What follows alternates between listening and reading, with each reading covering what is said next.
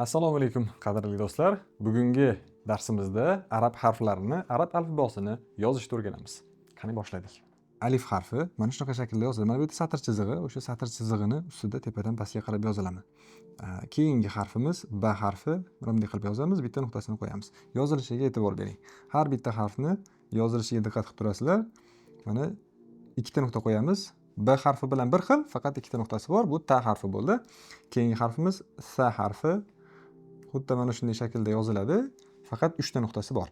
Keyingi harfimiz mana bunday qilib yozamiz va bitta nuqtasini qo'yamiz. Jim harfi. Buni ham yozilishiga e'tibor bering. Mana shunday yozamiz. Birinchi qismi mana shu joyi muhim. Mana shu shaklni o'xshatsak va bunda nuqta bo'lmaydi. Bu H harfi. Jim H. Keyingi harfimiz xuddi shuni o'zi, faqat bitta yuqorisida nuqtasi bo'ladi.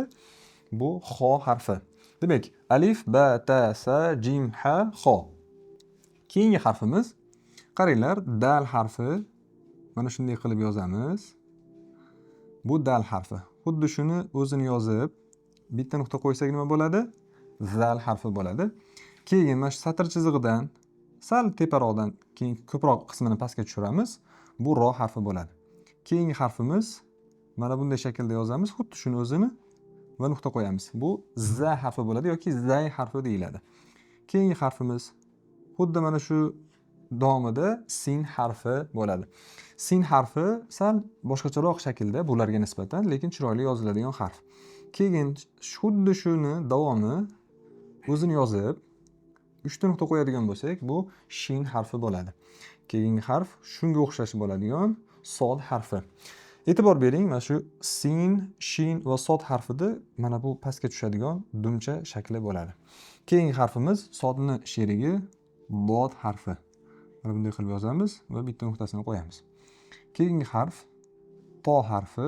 Mana bunday qilib yozamiz. Keyingi harfimiz vo harfi, nuqtasi bo'ladi. Keyingi harfimiz ayn harfi.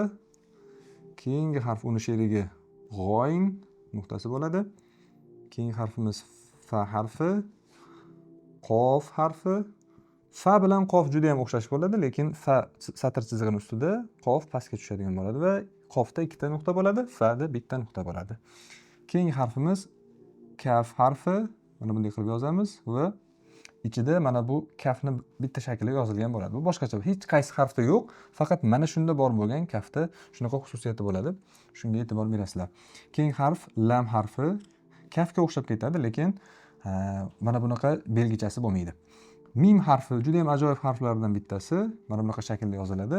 Mana bu dumaloq shakliga e'tibor berasiz. Bu kichikroq yoziladi. Keyingi harfimiz nun harfi, bitta nuqtasi bo'ladi. Undan keyingi harfimiz ha harfi, mana bunaqa shaklda va dumaloq shakli ham bor. Keyingi harfimiz vav harfi va oxirgi harfimiz ya harfi bo'ladi. Mana azizlar, hozir 28 ta harfni yozilishi bilan tanishdik va bu eng asosiy ko'rinishlari hisoblanadi.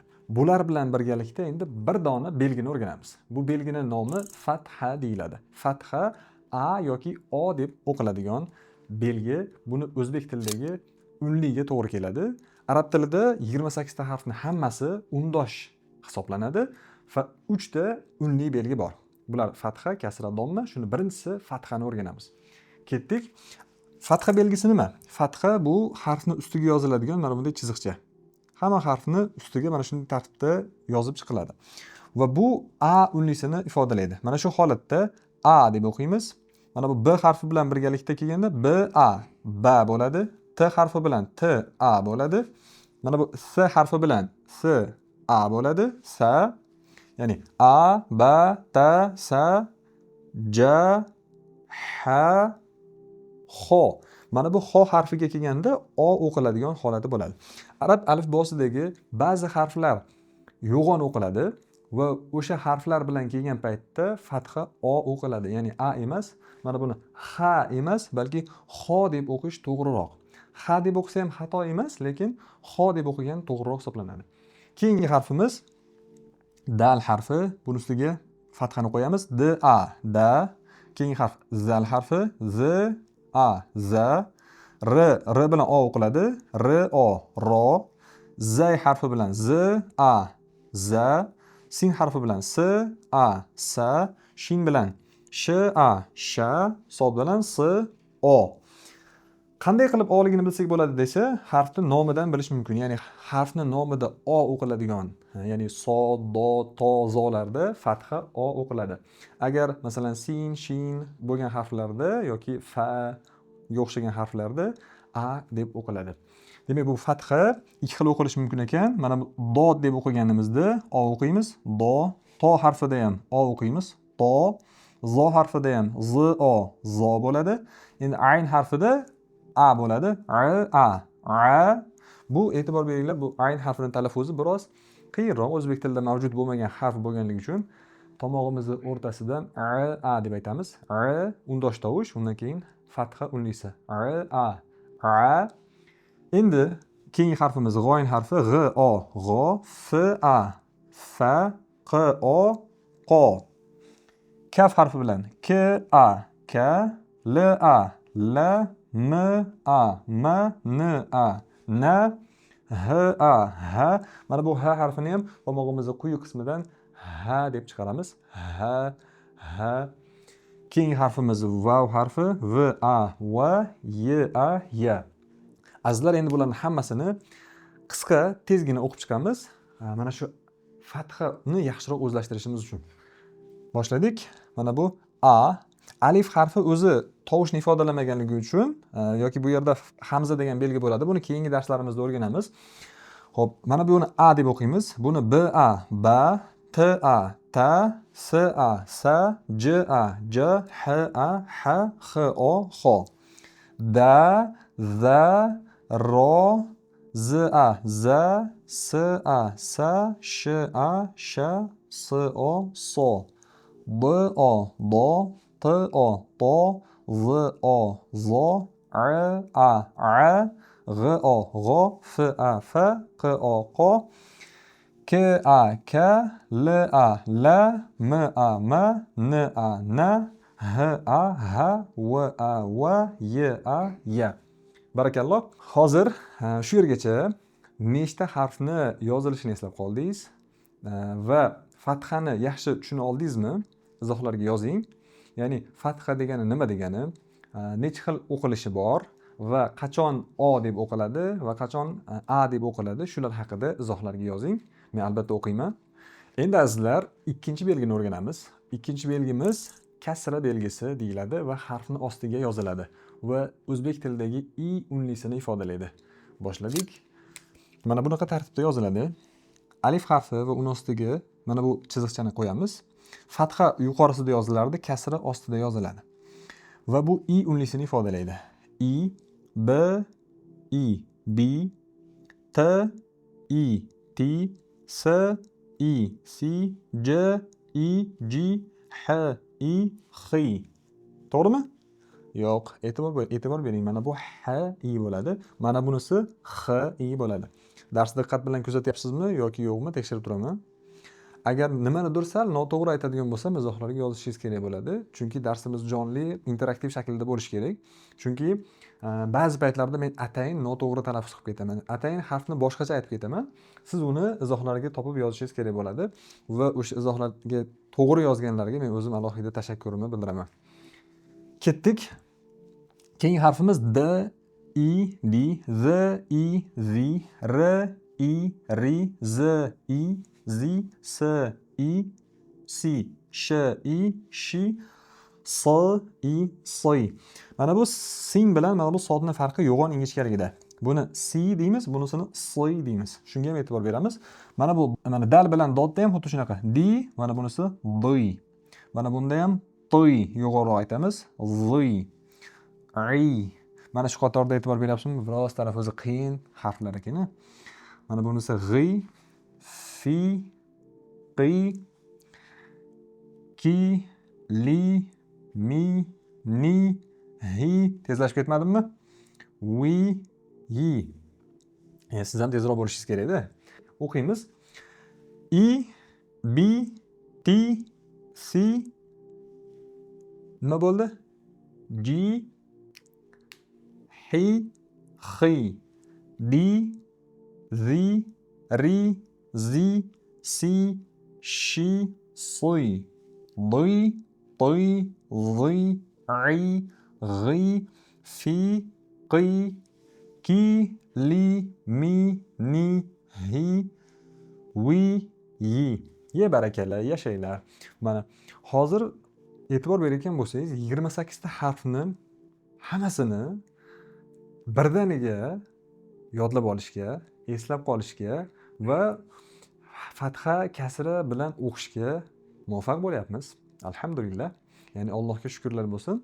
Qisqa vaqt ichida 28 ta harfni ham shaklini tanib olyapmiz va fatha, kasra bilan qo'shib o'qiy olyapmiz.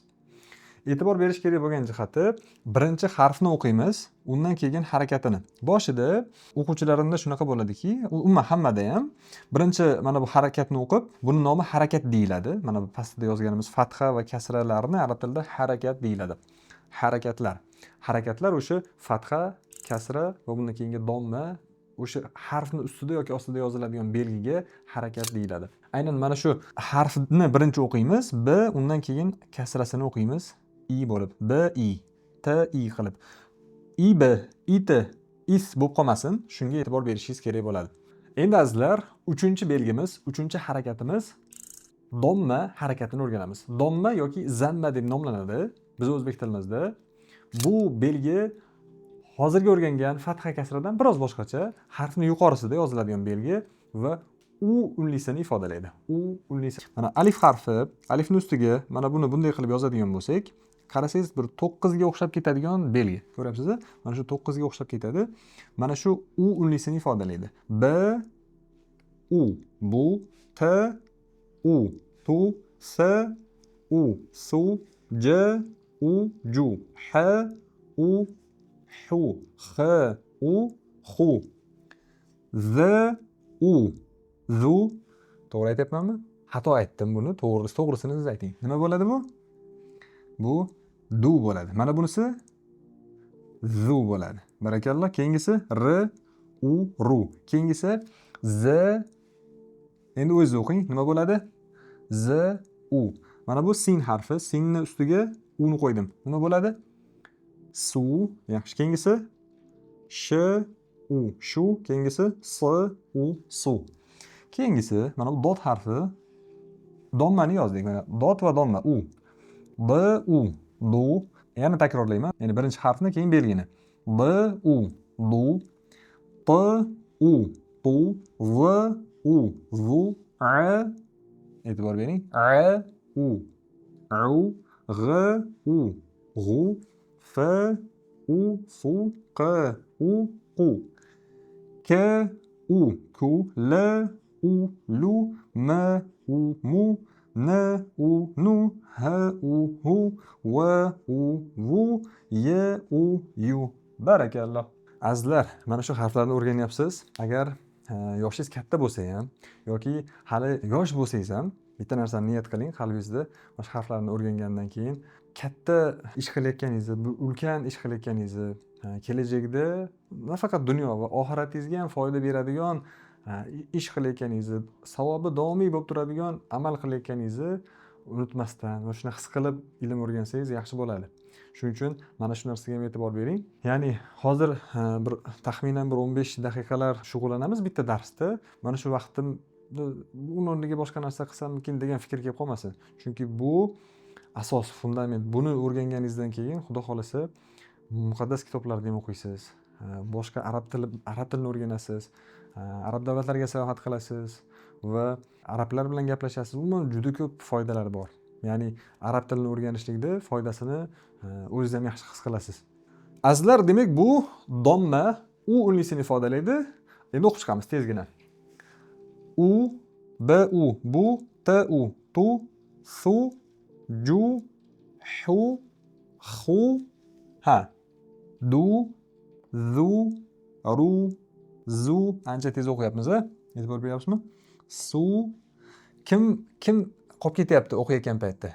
Kim sekin ulgurmayapti o'qishimizga? Kim bemalol o'qiyapti? Izohlarda yozing. Men tez o'qiyapman yoki men qolib ketyapman yoki shunga o'xshash. Sh, u, shu, s, u, su. E'tibor bering. S, u, su, sh, u, shu, s, u, su. O'xshash bo'lgan tovushlar. Boya ham aytdim, buni ingichkaroq, buni yuqoriroq aytamiz. Keyingisi d, u, du, t, u, tu, v u vu, a u u, g u g'u, f u fu, q u qu, ku lu, mu nu, hu vu yu. Azizlar, qisqa vaqt ichida 28 ta harfni va 3 ta belgini o'rgandik. Bu 3 ta belgi eng asosiy, eng ko'p keladigan belgilar. Shuning uchun bularni diqqat bilan o'rganish kerak. Birinchi belgimiz fatha belgisi bo'ldi. Harfni ustiga yoziladi. A va ba'zida O deb o'qiladi. Ikkinchi belgi kasra belgisi bo'ldi. Harfni ostiga yoziladi va I deb o'qiladi. Uchinchi belgimiz domma belgisi. Harfni ustiga yoziladi, 9 ga o'xshab yoziladi va U deb o'qiladi. Xo'p, demak azizlar, mana bitta darsimiz yakunlanyapti. Darsimizni oxirigacha ko'rganingizda ma'lumki, siz arab tiliga rostdan qiziqasiz, hozir o'rganmoqchisiz. Bu juda ham yaxshi. Qalbingiz arab tiliga oshno bo'lgan paytda foydalanib qoling. Meni sizga beradigan yordamim shunday iboratki, 10 ta video darslik qilib beraman, tayyorlab beraman. YouTube shu kanalimizda bo'ladi. Obuna bo'lib qo'ying. Hamma harflarni, hozir ko'rganimiz hammasini qanday yoziladi, so'z boshida, so'z o'rtasida, harakatlar bilan boshqa umumiy o'qishga tayyor bo'ladigan holatda bitta video darslikda 3 tadan harfni o'rgatib boraman. Har bitta darsda 3 tadan, ya'ni 10 minut, 15 minutlik video darslikda 3 tadan harfni o'rganib borasiz va oxirgi 10-chi darsni tugatganingizdan keyin sizga kichkina bitta test qilamiz. Shu harflar bo'yicha, o'qishlar bo'yicha. Bu o'sha quyidagi havola orqali o'tasizda, testni yechasiz va sizda 30% lik chegirma imkoniyati bor. Bu bizni jonli darslarimizda, xoh individual darsimiz bo'lsin, xoh guruh darslarimiz bo'lsin, 50%, hatto 100% gacha omadingiz keladigan bo'lsa, chegirmada o'qish imkoniyati bor. Bu meni sizga beradigan yordamim mana shundan iborat bo'ladi. Bugungacha 400 ga yaqin aka-uka, opa-singillarimizga arab tilini o'rgatib, noldan boshlab ularni chiroyli talaffuz qiladigan, kitoblarni chiroyli o'qiy oladigan holatga chiqishlariga yordam berganman. Va ana shu o'quvchilarim safida siz ham bo'lishingiz mumkin. Meni sizga individual o'quvchilarimni natijalarini ko'rsataman sizga hozir. Ya'ni 2 soat ichida bitta darsni o'zida arab alifbosini yodlab o'qib ketgan o'quvchilarim bor. Alif, batta, sajim, ha, ho, dal, zal, ro, za, za, sin, shin, sod, dot, to, zo, ayn, g'oyn, fa, qof, qaf, kaf, lam, mim, nun, vov, Yaxshi. vov, ha, ya, hamza. Barakalloh, zo'r. Agar siz ham hozirning o'zida men bilan birga individual darsni olishni xohlasangiz yoki guruh darslarimda qatnashmoqchi bo'lsangiz, quyidagi havola bo'ylab o'ting va ariza qoldiring. Siz bilan shaxsan o'zim yoki bo'lmasa menejerlarimiz bog'lanamiz va darslarimizda qatnashishingiz mumkin.